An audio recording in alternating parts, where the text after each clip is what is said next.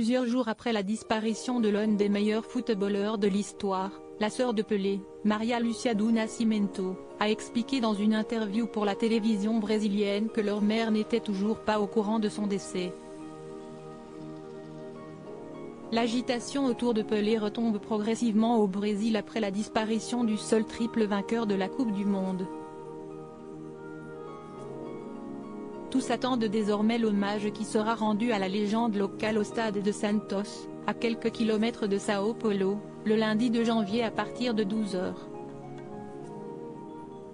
Des milliers de fans vont en effet se recueillir devant le cercueil de celui qui restera pour beaucoup le pionnier du football moderne. Ce week-end, alors que le jeu a repris ses droits après la trêve due au mondial, les hommages ont afflué aux quatre coins du monde pour saluer la mémoire de l'ancien numéro 10 Auriverde. Joueurs et arbitres ont porté un brassard noir, alors que les images du roi, mort ce jeudi à l'âge de 82 ans, tournent en boucle sur les réseaux sociaux. Elle n'est pas consciente cette ferveur populaire, Dona Celeste, la mère de Pelé, l'ignorait.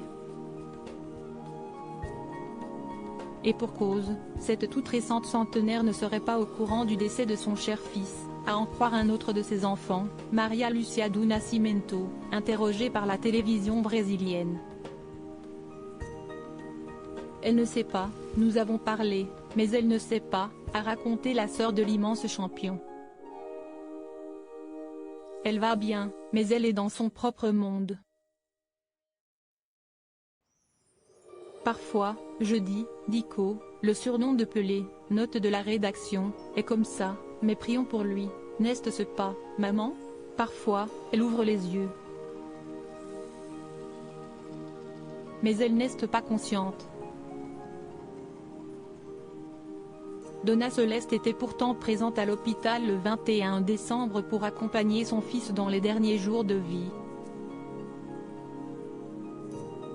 On était là avec lui, lui-même le sentait déjà aussi, ajoute Maria Lúcia do Nascimento.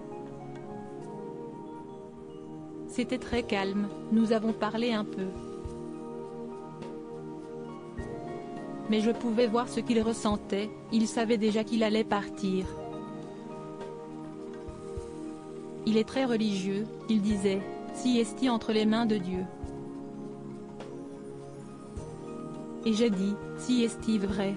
Il connaît le bon moment. Même loin des terrains, Pelé a toujours eu une longueur d'avance sur ses adversaires.